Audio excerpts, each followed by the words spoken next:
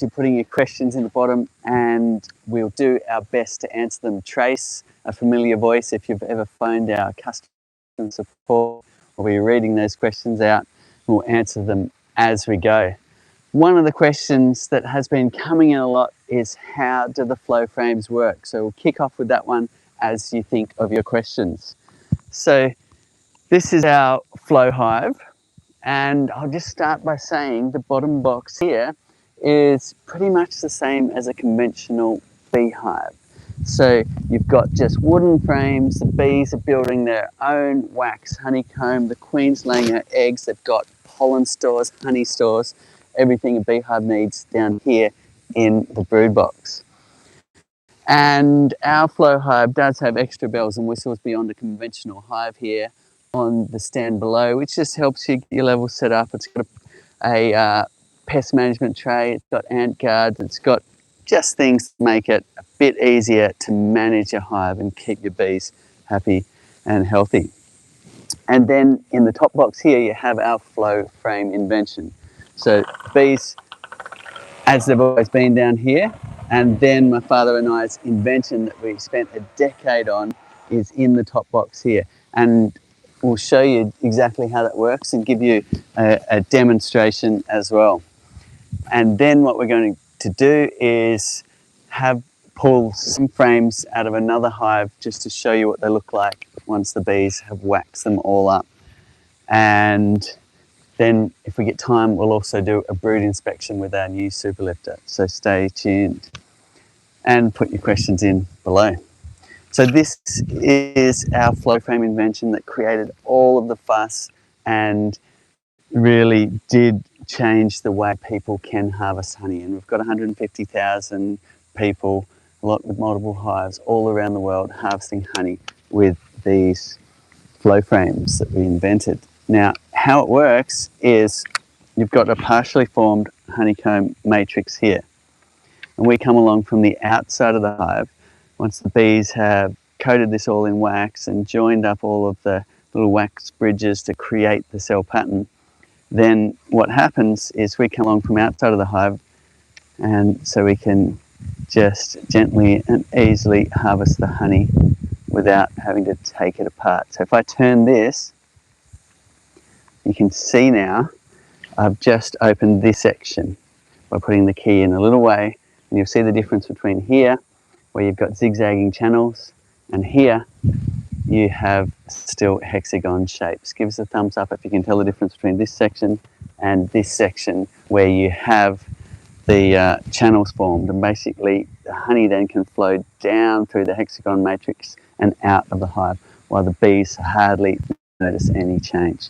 So we'll do that now in the reel and give you a demonstration. And all we need to do to harvest is to set ourselves up, taking this little key access cover out, taking this cap out, putting a tube here, and that is going to be our conduit to the honey coming out and into our jar.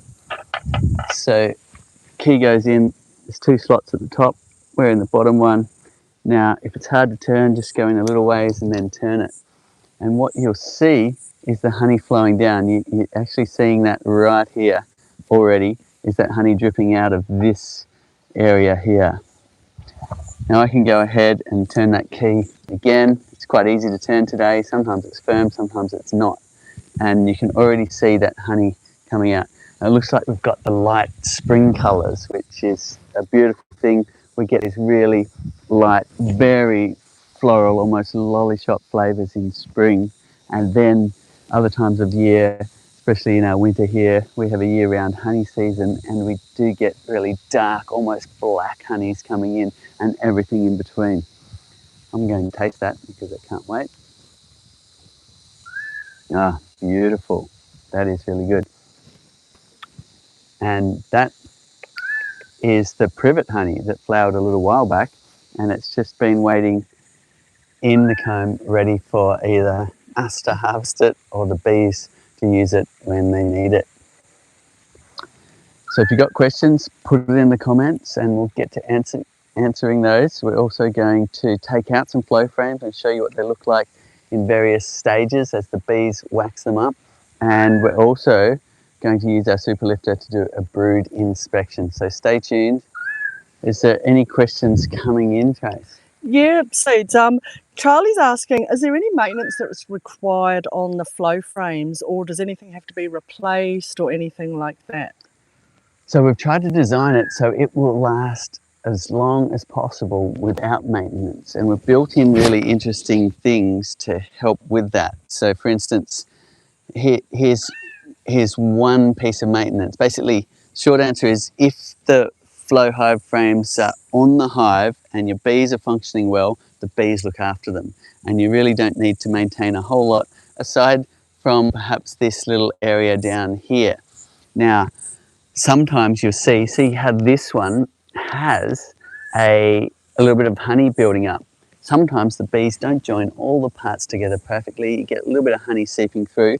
So what we did is we designed a leak back point, we call it, where if you have a look at the yellow piece and the clear piece, and there's this little gap, and that's on purpose so that any remaining honey can go back into the hive for the bees to reuse. But bees will be bees, of course, and block up everything. So in this case, they've blocked up that leak back point. It's often quite simple to remedy that. You can either do a harvest, and we've designed it so this little tongue unblocks it for you without you having to think about it, or sometimes just turning that cap around will break that little wax seal. And if we do that, we might even be able to see the bees' tongues then starting to lick up that remaining honey. It's been there a long time. Oh, you can see it, that's working now. You can see the bees' tongue starting to lick and honey dripping through that leak back point. So it's going back into the hive to reuse. So if it's been there a little while, you might want to discard it. So to discard that honey, or to get it back to clean again, you would put that tube in there like that and drain that away and discard it. If you're in a humid climate, say it had been there a while and gone fermented. So that's one little piece of maintenance that you may have to do. Now, if you've taken the frames off the hive and they've been sitting around with potentially honey in them in the shed and it's gone mildewy or whatever, in that case, you can use a pressure cleaner to wash them down and let them dry and go back onto the hive again when it's ready. After about, say, 5 years or so, people are finding it is a good idea to remove them from a hive and pressure clean them just to strip off a whole lot of wax and propolis. And that means the parts move more freely and work better for your harvesting. So, in short, the maintenance is few and far between and not too arduous, and we've designed it to last many, many seasons. Please do not throw them away. Make sure that if they have been used for many, many seasons and they're really coated in wax by the bees and you want to clean them up, make sure you give them a good clean, give them a new lease of life and get them back on a hive again. Right, that's someone sort of tuned in and said that they believed, or they thought, that maybe when you turn the key, not all of the honey comes out and that some residual remains, and they're wondering how much is left in the hive. So what are your thoughts on that? Okay, it depends a little bit how long you want to do your harvest for. Like obviously if we stopped it now, that wouldn't be a good idea because the honey would continue draining down and would go into the hive instead of into our jar. But if you stop it, say, in 40 minutes, we'll have a jar this full. But if you waited 2 hours, for instance, you'd get a little bit more out. So your choice, whether you want to wait and get the last remaining bit of honey out, and they will get pretty dry actually. It's surprising, but if you spin a frame in a centrifuge or you harvest it this way, the amount of honey or stickiness left on the frame will be similar. However, your choice whether to pack up and leave the last remaining bit for the bees. It's not a waste. They will lick it up, clean it up and move it to new cells in the hive. Right now our happy hound, who's in Ireland, is tuning in and just wondering how can I, it's winter in Ireland, how can I clean the brood box if it's been well used on the inside with lots of propolis? Okay, lots of propolis on the inside of the brood box is a good thing. It is a good health. In fact, some beekeepers actively try and rough up the inside of their boxes to get the bees to use more propolis on the inside, because that mimics what they naturally do in a tree hollow and has antibacterial and health benefits for the colony. However, if you want to clean the inside of the box, you can just scrape it with your hive tool. So if you don't have one of these, they are a great tool, and you'll simply be scraping the wax off. And if you're unsure on the history of that box, then getting a blowtorch and flaming the inside could be a good idea to knock off any spores of things like AFB or EFB that might be in that fine wax coating. You can use a blowtorch to do a level of sterilisation there as well. So what would be a really good place to start if you've never really had any prior experience but really want to get into beekeeping? Okay, so about half of our, say, 150,000 customers all around the world are brand new to beekeeping, and they're attracted to the Flow Hive because of its ease of use and the fact that you don't need to buy a whole lot of equipment that takes up space in your house and creates a whole lot of mess extracting in the conventional way. So the Flow Hive is designed to make things easier. So a great place to start. You don't need to learn about centrifuging and decapping and sieving and filtering and settling and all of those things that we did as conventional beekeepers. It really is a turnkey solution. All I did was turn that and look at the beautiful honey that's flowing out. So starting with the Flow Hive is a great idea. And depending on what type of learner you are, if you're the type of learner that loves to read a lot, then you can jump in and learn that way. If you're more of a visual learner and you really like to learn a lot before you get going, we have the beekeeper.org, which is an online course to take you from square one right through to quite a deep knowledge in beekeeping. So that's a great resource. And we also are here each week doing show and tells and answering questions. A lot of people, including me, I'm the type of person who just likes to jump in, get into things and learn as you go. So the steps would be get your equipment, put your favourite coating on the outside after you've put it together, find some bees locally to install and learn as you go. And if you're the type of person that loves learning, then it's a joy to just learn all of the steps to look after your bees, and eventually you get this beautiful reward like we're getting here of harvesting amazing honey straight from the hive. Look at the way there is no impurities in it. It's literally ready for the table. What you're seeing in there is some bubbles. It's this stream of honey hits it, but there is not even a fleck of wax in there today. Sometimes there's a couple of little flecks that'll float to the top, but this is a fine example of honey that would win prizes at the show, and it's had zero processing, no filtering, nothing. It's just gravity's got it out of the hive by turning this key. Great, Seeds. I might just put a little plug here, because we've got a lot of people tuning in from all around the world, and even in Mullumbimby, where I'm from, wondering where you purchase the Flow Hive. So go to honeyflow.com. That's the sort of the international website, and it will usually direct you to wherever you are in the world. And if it doesn't look like we can ship to your country, just contact customer support. They're awesome at trying to get hives everywhere. And yeah, it's all honeyflow.com. You'll find all the information on that website. So what's the difference between a brood frame and a flow frame?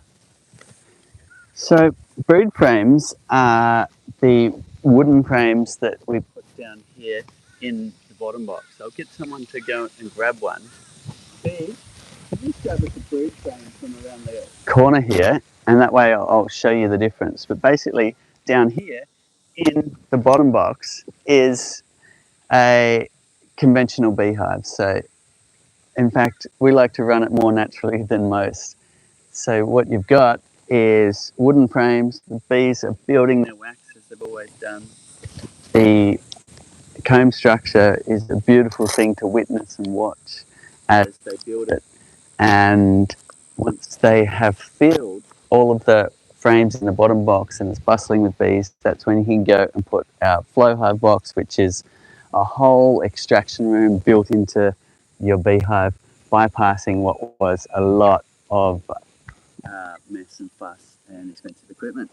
So here we have a brood frame, and it's just a wooden frame, typical beekeeping wooden frame.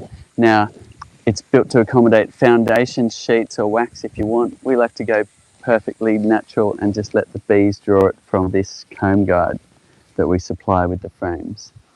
And you'll find they'll do a great job of just drawing their comb, hanging it like a half parabola at first, and then eventually filling out the whole space.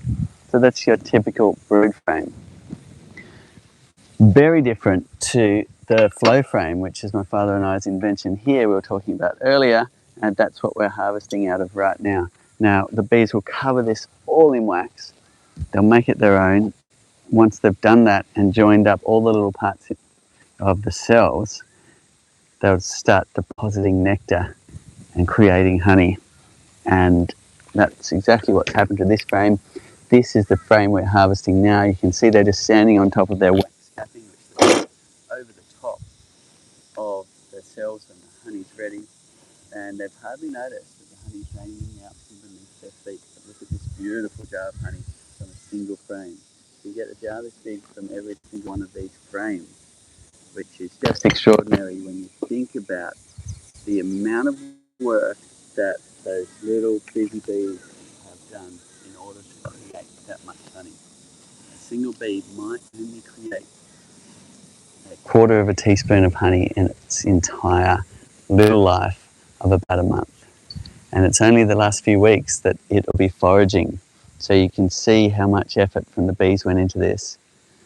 But bees are extraordinary. A hive like this could visit 50 million flowers in a day. And that's why Apis mellifera, the European honeybee, has become an important keystone species in our entire food chain because of their efforts in pollination. And the honey is an extraordinary bonus. Can you get honeycomb out of a flow hive? Absolutely, you can get a honeycomb out of any beehive. So you can either take some honeycomb from the brood box down here, so from these frames you can, and if it's another advantage of naturally drawn, you can just chop some honeycomb out if you see it on the edges here, take that away, put it on a cheese platter, put this straight back in. The bees will be quite quick to fill in that little area of comb again.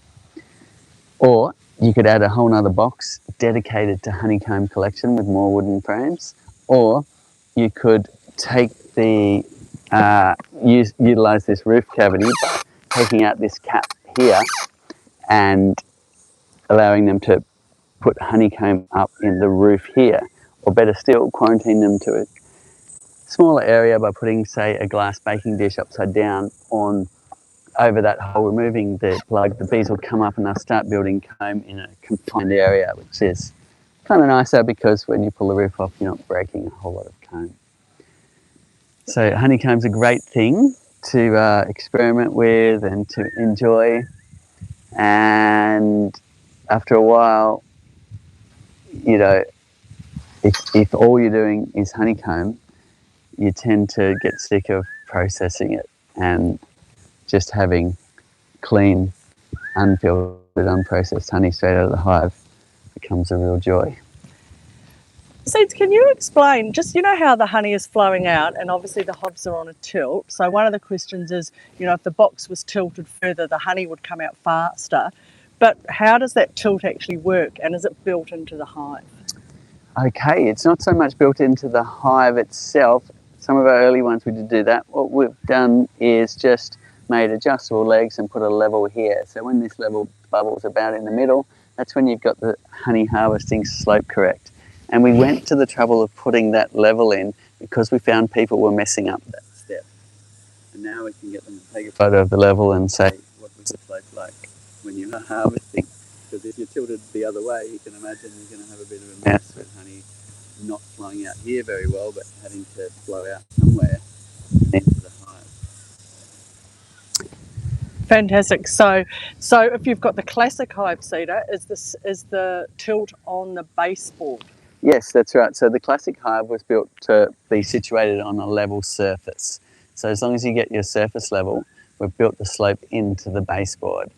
So that's our classic, which is still available today. It doesn't have as many features as this, so it suits the person who wants a lower price point entry there.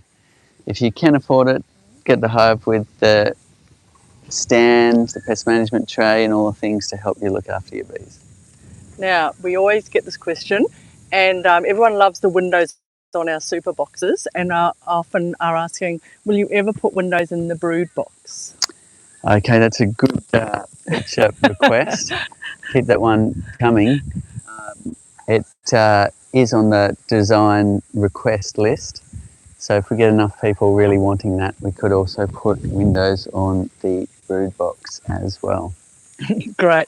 So Charlie wants to know, so once the honey's drained, do the bees just continue making more honey in the same frames, and then you have to wait to drain it again when it's full and capped again? Is that how it kind of works? So we harvested a lot of frames in this hive a couple of weeks ago, and the bees have been busy really removing the capping and rebuilding the cells.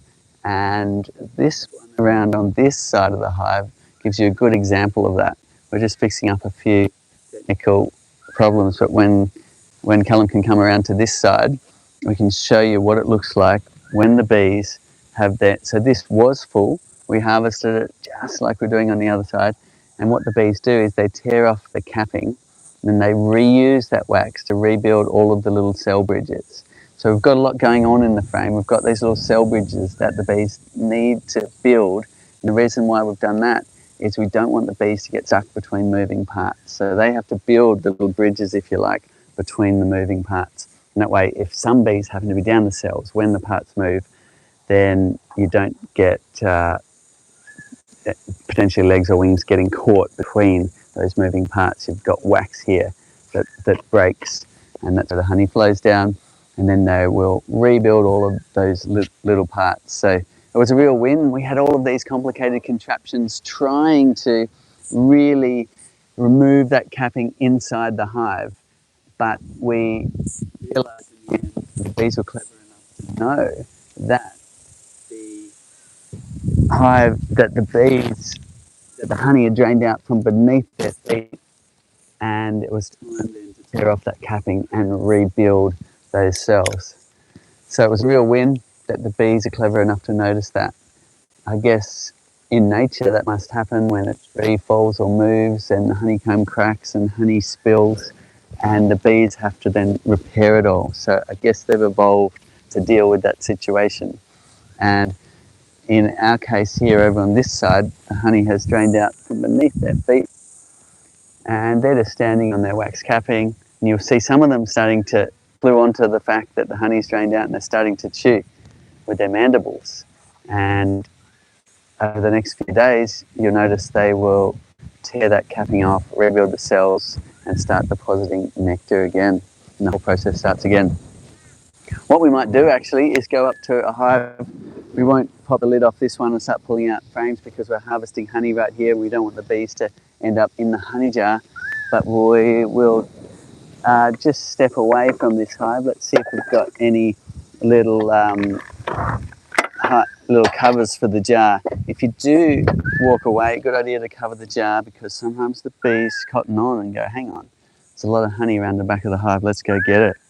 And you end up with a pile of bees right in your honey jar to fish out. They're usually fine, but nevertheless, to keep them out of that hive, we're going to use this wax wrap.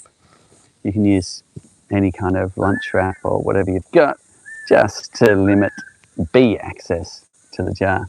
And we'll come back to that after we've done a little flow frame inspection on the hive up here. So I'll grab my my things here, my little toolbox caddy, which has proved quite useful to keep me more organised, and got a whole lot of things in there that people are really appreciating as well. It's nice to have everything you need in one spot. So this hive here has let's just have a look and see what's going on in here for a start. Okay, we do have a lot of honey in there. You can see it's capped and ready to harvest. And if we go to the rear window view here, you can see that some are empty and some are filling and some are full. So these frames have been around a while, and after a while the wax and propolis really does build up on those frames. So let's just fire up a smoker, because before you start pulling the hive apart, you want to make sure you are calming the bees. So this smoke is already going. I'm going to smoke my hands. If you're around this side of the hive, good idea to protect yourself. Some bees are quite protective of their entrance, and you want to have your bee veil on. So I'm blowing some smoke into the entrance of the hive there. I'll leave this at the front. Good idea to leave it, say, on a metal garbage bin lid like this. And that way, if it's a bit dry and fire danger time, you'll limit the chances of your smoker setting fire to the leaves on the ground. Okay, so next we're going to put on our bee suit. If you're new to beekeeping, wear your gloves as well. Making sure you are doing up the center zip and then the side ones. Okay, there we go. I've got the clear view on today, which is just a bit helpful if you're looking down cells, looking for eggs or things like that. And it comes with the option to zip out either one, so a little piece of innovation there. And it's got a zip across here as well, in case you might just need a drink of water. There we go. Making sure those are all done up as well, and you're putting your Velcro down here and here. So again, we're getting a lot of questions. And look at this. This is quite interesting. We're getting a lot of these small hive beetles, and they are a menace at the moment in our area. And with Varroa as well, we've found that you really need to stay on top of the beetles. So why don't we do that now? In the tray here below, this is exactly what this is set up to do. You can see beetles even crawling around in there. What we want to do is catch some of them, and that's easy to do with some cooking oil. So really important for those that have hive beetles in their area to stay on top of it, limit them really taking over the hive. And you can do that simply with some cooking oil, and you don't need to fill this tray, but you're just putting a little bit in each section like that, making sure all surfaces are covered, and that way those beetles, it'll block their breathing on their exoskeleton and they will drown in that oil, and that'll just help your hive. Really important thing to do, especially if your hive is low on bee numbers or you're seeing a lot of beetles around. And so that's a really easy thing you can do, and you know, in another month you can clean that out and refill it with some oil. When this cover goes back in, really important to push it all the way till it touches the tray, because that way bees won't be able to get into that oil tray. Because bees, being exoskeleton as well, they will drown in the oil, so you want to limit bee access to that area. Okay, now I've got my hive tool. What we're going to do is show you a bit more about the flow frames to answer that original question about how the flow frames work. So there the bees are up the top using those flow frames, and wow, look at those beetles. Beetle levels are wild here at the moment. Look at them running around. We really need, I'm glad that we just filled that oil tray. We'll catch a whole bunch of them. But a reminder, especially if you're in an area with a lot of beetles, and in Australia we've had the Varroa move in, well, it's common at the moment for hives to be overtaken by beetles, which is not fun to clean up.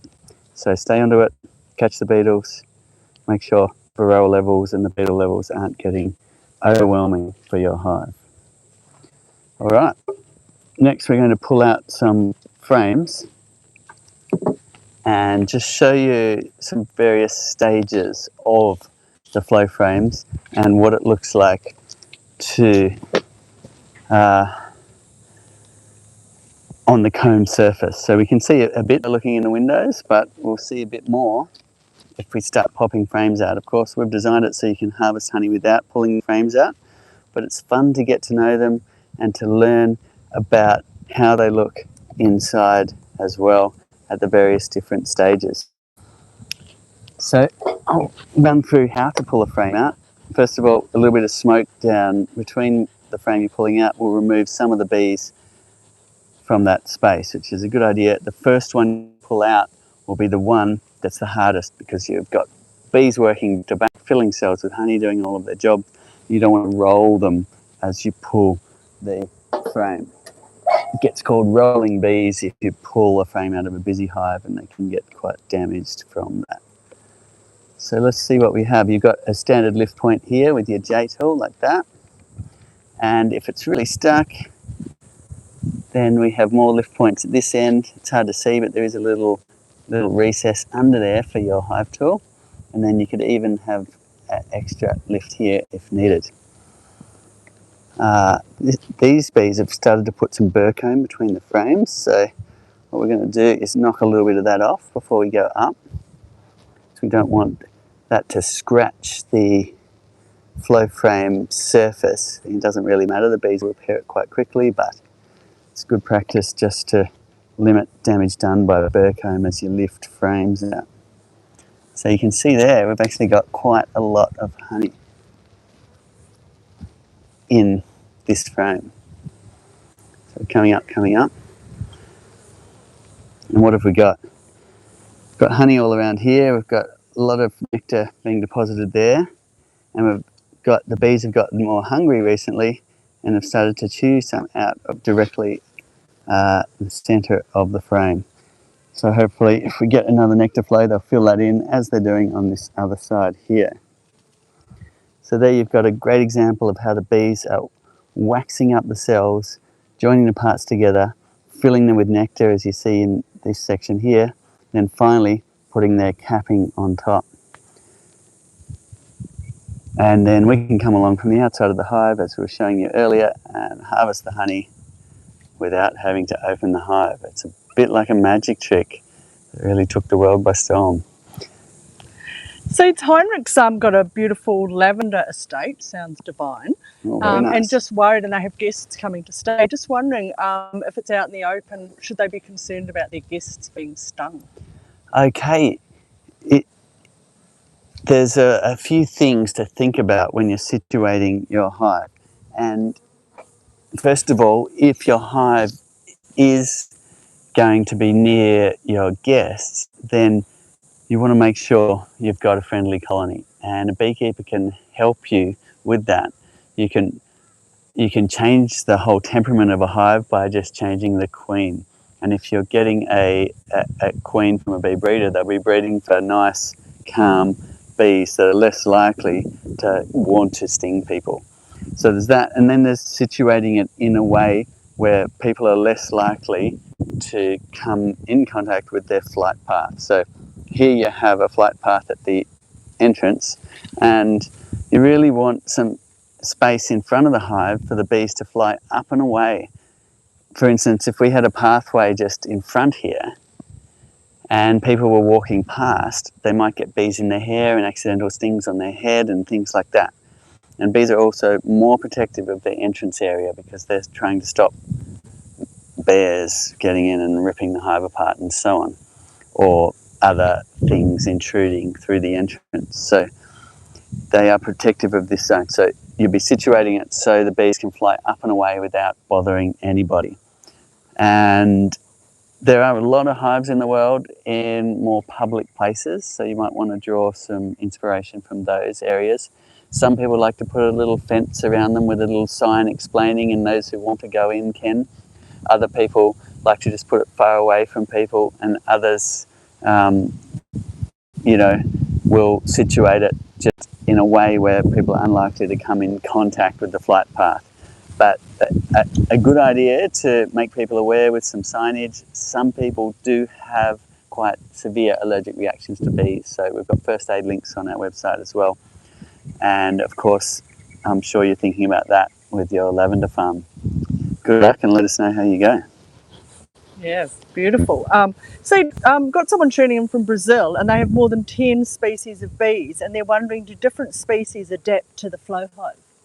Okay, so these hives are built for Apis mellifera, the European honeybee, which humans have taken all around the world with us because they're amazing pollinators and produce an amazing amount of honey. We don't have any other species like it. Having said that, there is quite a lot of different breeds of Apis mellifera. So you might be hearing that there's Italians, Carnolians, Caucasians, and so on. And that's simply different breeds. And often in a hive, in fact, this hive's got dark black bees, which might be your Caucasians, and then it's got lighter coloured ones, which has mated with about 30 or so different fathers on her mating flight. So that'll bring the genetics back into the hive unless you have ordered off a queen breeder where they've controlled that and limited it to a certain breed. So Apis mellifera is what it's designed for, which is the European honeybee. However, there are some people in the world who have got the flow frame to work with variants. There's another species, Apis cerana, the Asian honeybee. It's smaller. People have reduced the size of the flow frames to fit the size of hives that Apis cerana likes, and they've got it to work. And there's also the Cape honeybee in South Africa, which has been proven to work with the flow hive also. But European honeybee is what you're after, Apis mellifera. Okay. Now, Scott's in Brisbane, Cedar, just up the road from us, and just seen an increase in Varroa mite, so sorry to hear that. And just wondering if the super can stay on when treating with Varroa, but can the honey from the super still be consumed using Varroa? Okay, so in all other parts of the world, if you're treating with Varroa, you cannot have the honey super on. However, in Australia, for reasons unknown, they are allowing people to keep the honey super on when using Varroa. So Varroa is a synthetic miticide. So that's, I guess, up to you what you want to do with that information. But there are other options as well. There's the organic acids, formic acid and oxalic acid, which are able to be used when the honey supers are on. With the formic acid, there's they say just harvest honey 2 weeks after use. And those compounds are present in honey already. So that there's those options as well for you. Lucky Maisie's asking, Cedar, have you ever had any experience with the bees, the Ligurian bees from Kangaroo Island? No. We have heard a lot about that, and we have actually sponsored some projects on Kangaroo Island, but we have never had the queen bees from Kangaroo Island. But it's an interesting test case because it's an isolated place with no, I guess, genetics coming in from wild colonies. So you've got this isolated breeding ground, if you like. When bees were first introduced to the Kangaroo Island a long time ago, they are still there. So this is a case of this one's a little bit stuck still. I'm going to go down the bottom here and just lift that a little bit, and we go sideways. Now the bees are really building a bit of extra comb here, and eventually it'll come up, but feel the weight of that. There's a lot of honey in there. Look at that, bees have done a great job. I was trying to find some examples of some empty ones for you, but these bees have really been filling this comb. We've summertime now, start of summer, so we've just been through a spring where the bees did bring in an extraordinary amount of honey, and that's been great to see. Great. So we've got someone, I'm not sure where they are, but they've recently, must be in Australia, I guess, somewhere, put their colony into the hive. The brood box at the moment is about 30% full, and just wondering when would they add the super, the honey flow super? Okay, so the time to add the super is when the brood box is nice and full with the bees' comb, so every frame is being used and there's a lot of bees in there, and that's when you can go and put the super on. with the caveat of you need to have a flowering season ahead of you. So you wouldn't be putting on the super if you had a long, cold, snowy winter just coming up around the corner.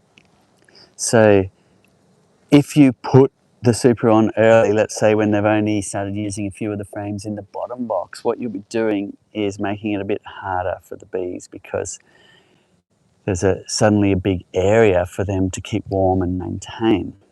So you're better off waiting till they're fully using all the frames in the bottom box before putting the super on. Right, now, Raz, this is another one. Raz had heard that when the bottom of the hive is full of propolis, you can't use it anymore. Just wondering if that's correct. When the bottom of the hive is full of propolis. Now, I have seen that a little bit recently on some old hives where the where the screen bottom board, which is this area at the bottom which allows beetles to fall through into the bottom box. Some hives will really start putting a lot of propolis in there. It's easy to sort out with your hive tool, although you may need to get pretty low on the ground, which might be hard in a boat. Oh, it wouldn't be too bad here.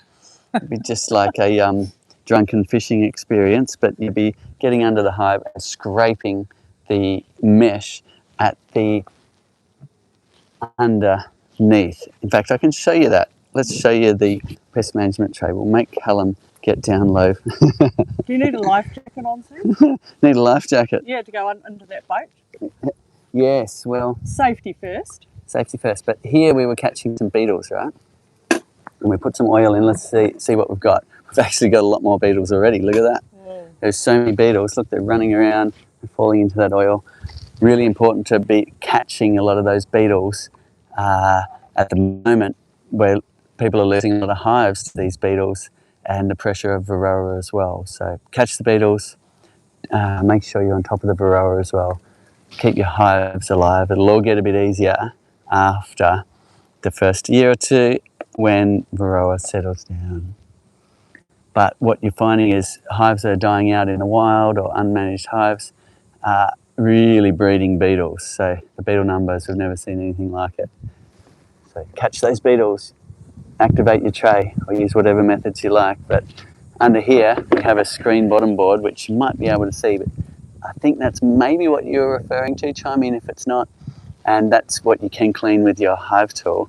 And that's a grid that bees can't get through, but beetles will fall through and mites will fall through. So the pest management tray becomes useful for managing beetles and mites. Right, now Vina, you're just in Texas wondering what size hive to use on your 10 frame standard. So it'll be a 7 frame flow hive, which is actually what we're looking at here. So this is a standard 10 frame flow hive box, and then it's got 7 flow frames on the top. That's right. So you can either cut windows out of your box to fit the flow frames in, or you can order it with the wooden box to put the frames in, and then that'll go on top of your standard 10 frame. Or you can order the whole kit and caboodle with the pest management tray, the adjustable stand, the levels, bells and whistles, ant guards, stand, and then you can just swap the bees and the frames from your Langstroth hive into your flow hive and get started that way. So John's tuning in from South Carolina in the States, and just wondering, would the flow hive work there? Absolutely. So we have a lot of flow hives in that area, and in fact people are often asking, does the flow hive work in my area? We haven't found an area where the flow hive doesn't work yet, except for Antarctica, where there is no flowers. So we've been right up in Nebraska, we've been to the dry, more hot areas. We've been in Texas, in California, in all over the state, all over the states. There's flow hives and working really nicely. So there's different things you need to do in those colder climates in terms of preparing your hive for a colder winter, but in terms of the flow frames, they will work just fine in those cold climates because you're harvesting in those warmer months anyway. Okay, I'm going to put this frame back in now and give you a little tip on how to do that. Now, one is just watch the space down here. You don't want to squash bees as you are putting this frame back in, and you can use the smoker to move bees out of the way. So we're giving you a bit of a show and tell on the flow frames and how they work. We've harvested honey, which we should get back to make sure that jar doesn't overflow. And it's looking really good from here down in the row. But what we've got is a lot of bees, a lot of comb, and we're just going to put this last frame back in. Some people ask about this because the last frame can be a bit harder to get in. Now, a little tip is start with this viewing end. So what you want to do, the aim of the game is to end up with a nice flat window here without bees escaping. So we put it in on an angle like that, and we keep that pressure on that face as we slide down. And what that does is keep the space between the frames, because you don't want those nice viewing windows jumping out of line. So that's it there. See how they've stayed in line all the way down now? Because I'm keeping the pressure forward. Now there's a little bee there I want to get out of the way, so you watch that space.